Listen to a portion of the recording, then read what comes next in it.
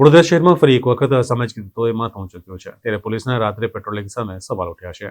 શહેરના સરદાર એસ્ટેટ પાસે આવેલ મારુતિધામ સોસાયટીમાં ગત રાત્રિએ અસામાજિક તત્વોએ મોટા પથ્થર વડે કારનો કાચ તોડી નુકસાન પહોંચાડ્યું હતું। વડોદરા શહેરમાં ફરી એક વખત અસામાજિક તત્વો માથું ઊંચકી રહ્યા છે।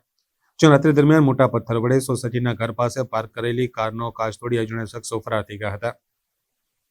મળતી માહિતી અનુસાર વડોદરા શહેરના સરદાર એસ્ટેટ પાસે આવેલ મારુતિધામ સોસાયટી ખાતે ગુરુવાર રાત્રે આ ઘટના બની હતી।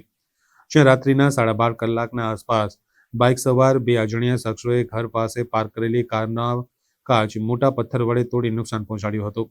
બીજા દિવસે શુક્રવારે સવારે કાર માલિકને બનાવની જાણ થઈ હતી, જેથી આ બનાવ સંદર્ભે કાર માલિક જિગ્નેશ પટેલે બાપોદ પોલીસ મથકમાં ફરિયાદ નોંધાવી હતી।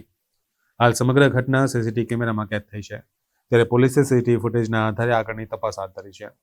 કાર માલિકના જણાવ્યા અનુસાર તેમની કાર ઘરની બહાર પાર્ક હતી। તેમની કારની સાથે સાથે અન્ય વાહનોને પણ બાઇક ઉપર આવેલ બે અજાણ્યા શખ્સો પૈકી એકે મોટા પથ્થર વડે નુકસાન પહોંચાડ્યું હોવાનું જાણવા મળ્યું હતું।